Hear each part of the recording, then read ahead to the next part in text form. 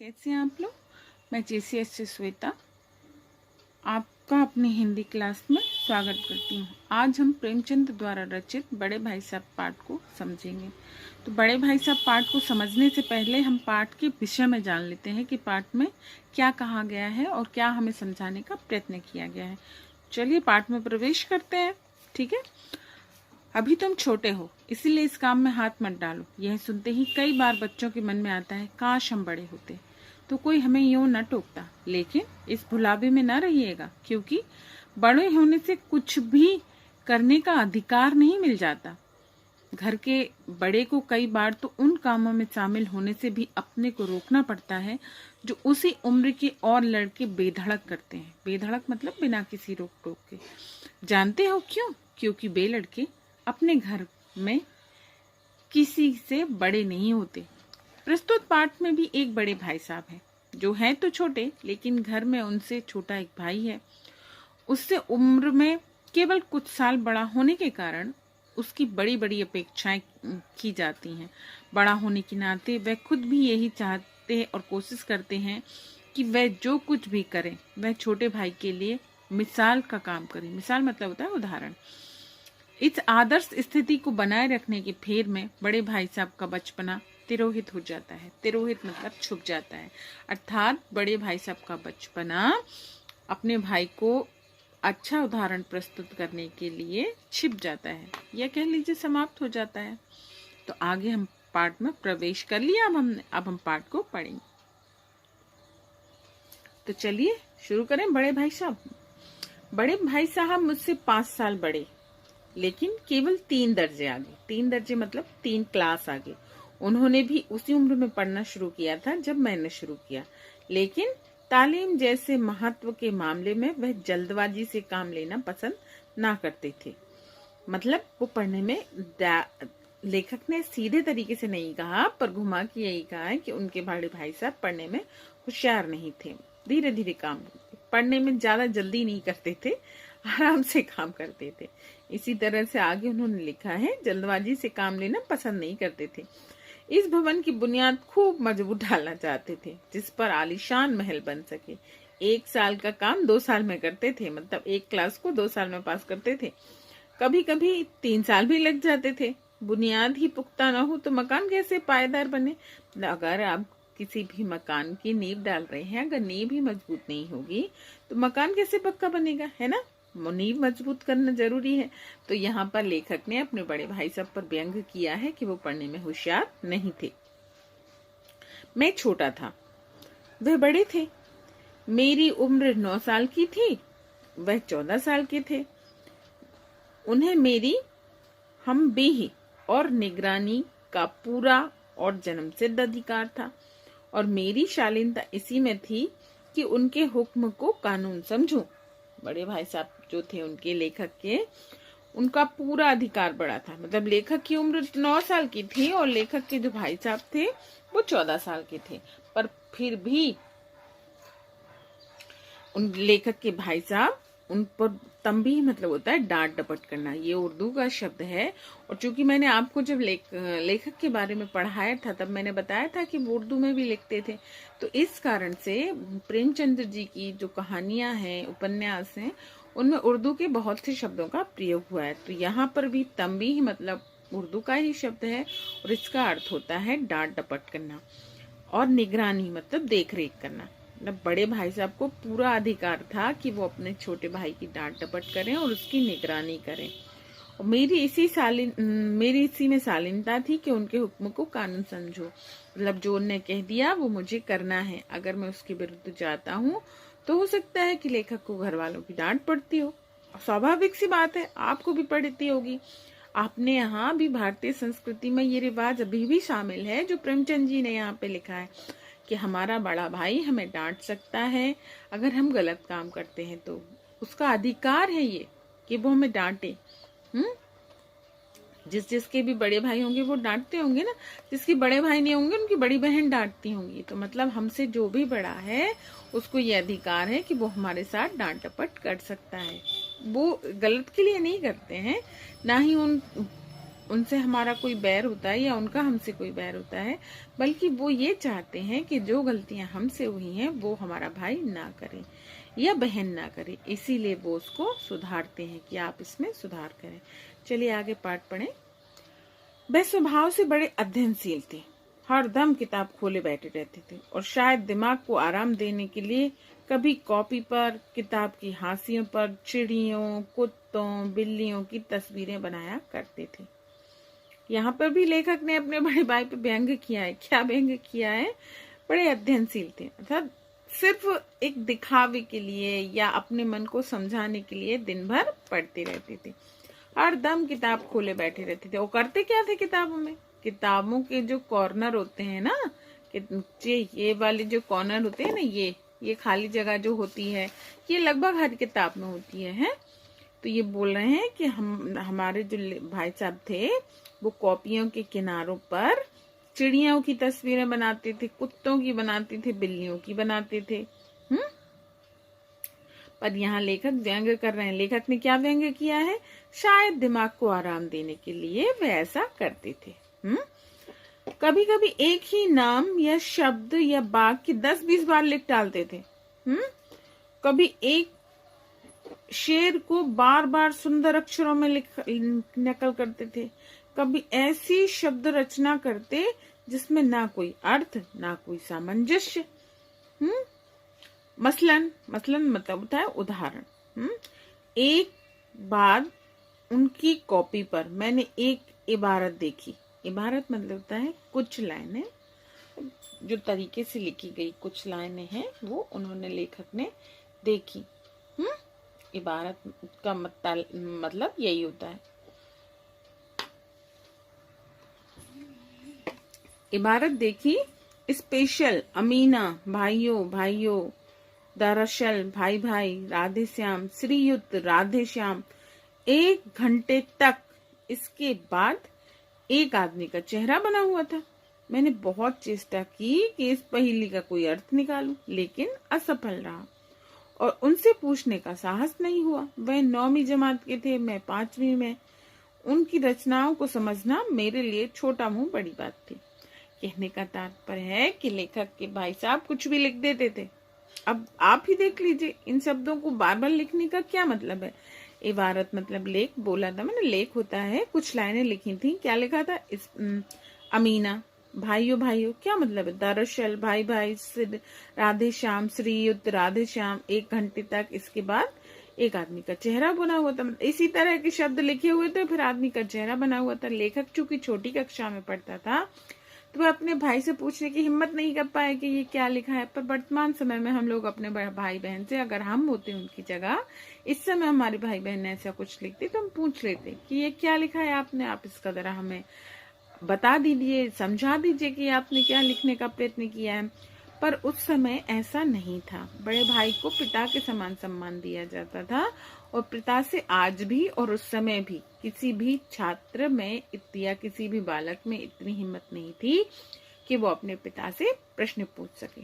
होता है ना ऐसा, किसी में भी इतनी हिम्मत नहीं होती कि वो अपने पिता से कुछ पूछ सके। आज भी ऐसा ही है। आज की समाज में भी हम अपने पिता को उतना ही सम्मान देते हैं कि हम उससे ये पूछ नहीं सकते हैं कि उसने क्या किया, क्यों किया, नहीं पूछ सकते ना।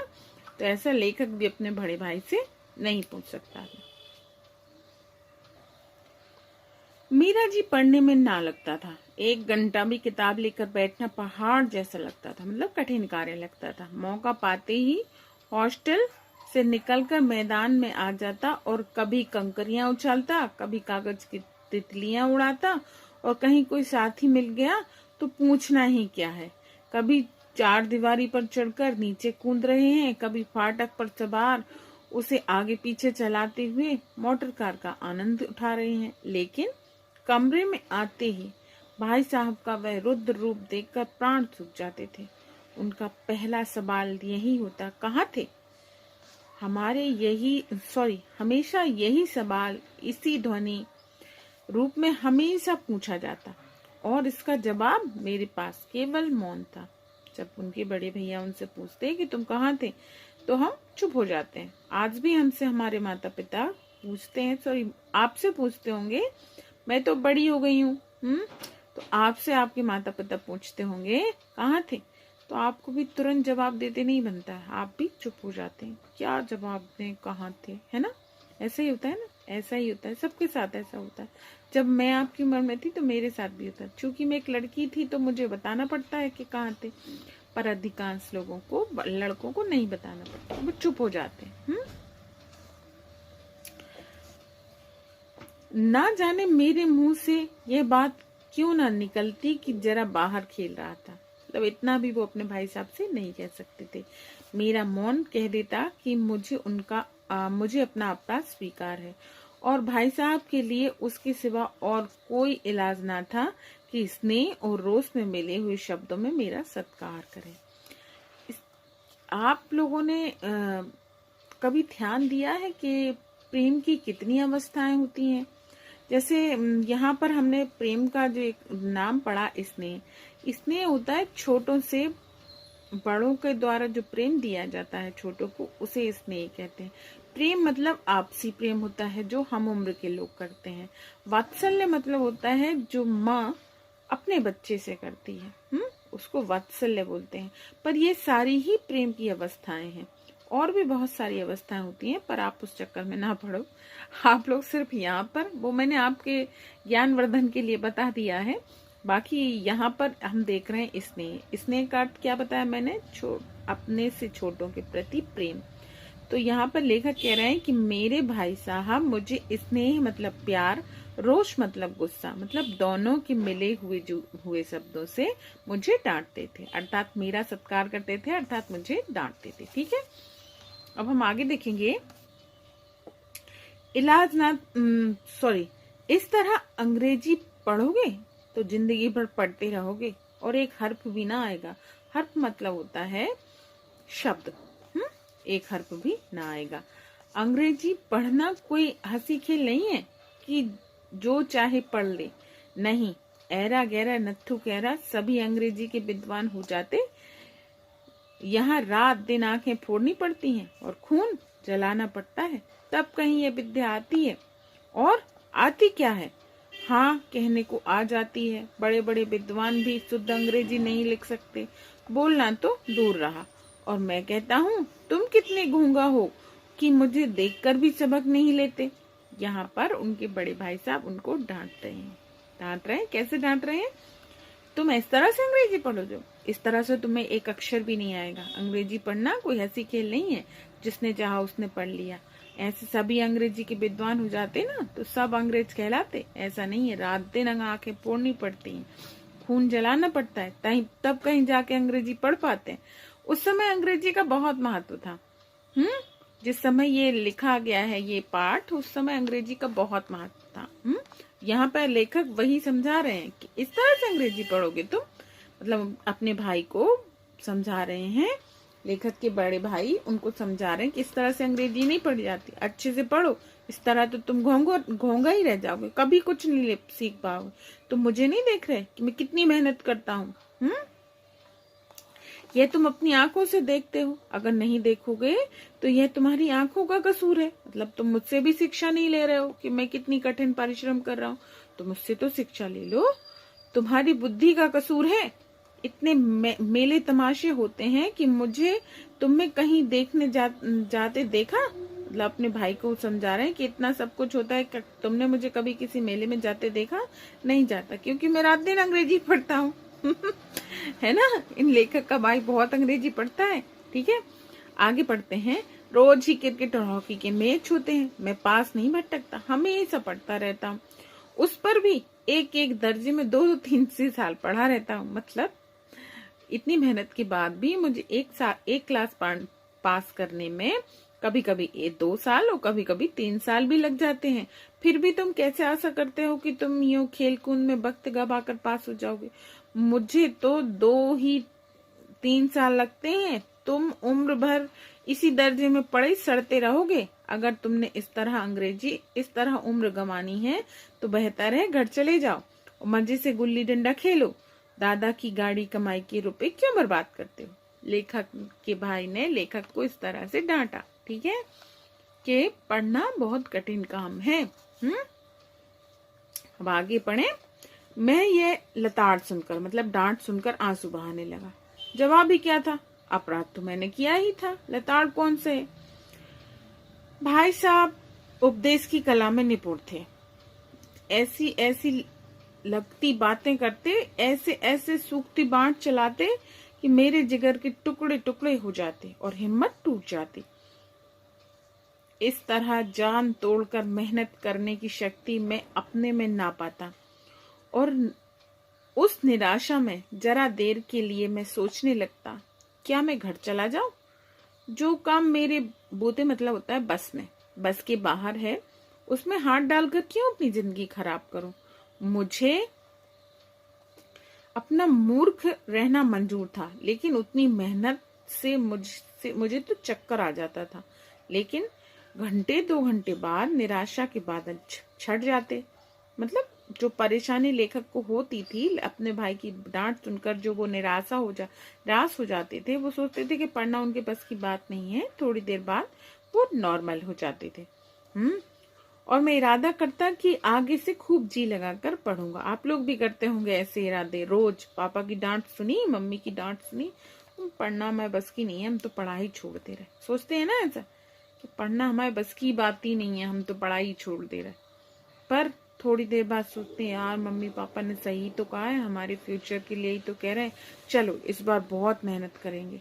सोचते हैं ना ऐसा। चटपट एक टाइम टेबल बना डालता। आप लोग भी बनाते होंगे ऐसे टाइम टेबल।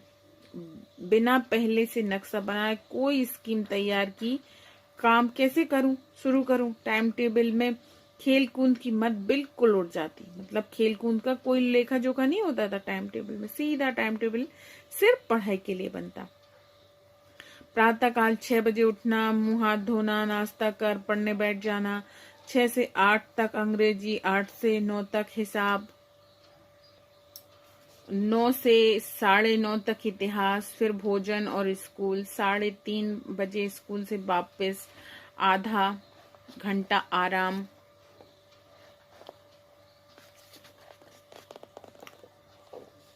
4 से 5 तक भूगोल, 5 से 6 तक ग्रामर, आधा घंटा हॉस्टल के सामने ही टहलना।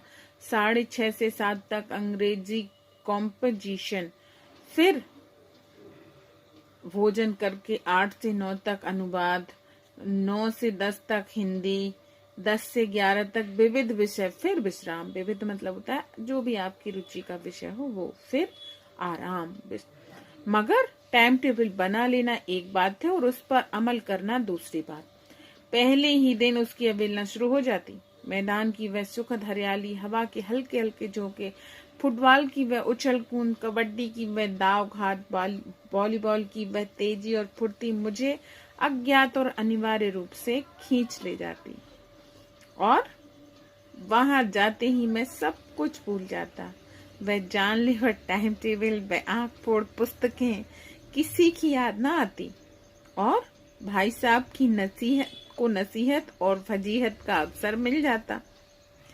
फजीहत मतलब होता है परेशानी, मतलब परेशानी में डालना किसी को, और नसीहत मतलब होता है शिक्षा। मैं उनके साय से भागता, उनकी आंखों से दूर रहने की चेष्टा करता। कमरे में इस तरह दबे पांव आता कि उन्हें खबर ना हो। उनकी नजर मेरी ओर उठी और मेरे प्राण निकले।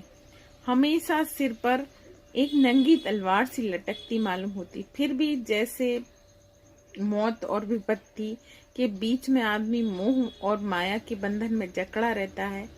मैं फटकार और गुड़कियां खाकर भी खेल कूद का तिरस्कार ना कर सकता था। लेखक कह रहे हैं कि मैं पढ़ना चाहता था, टाइम टेबल भी बनाता था और उसमें अपने एक एक क्षण का हिसाब भी लिखता था। पर जब खेलते हुए बच्चों को देखता, मैदान से आते विभिन्न प्रकार के खेलों की ध्वनि को सुनता, तो मैं भी उसमें चला जाता और अपने भाई साहब की डांट को भूल जाता। अब इसके आगे का ये वाला जो हिस्सा है वो मैं आपको अगले वीडियो में सुनाऊंगी, ठीक है, क्योंकि वीडियो बहुत बड़ा हो गया है। Okay, bye, take care.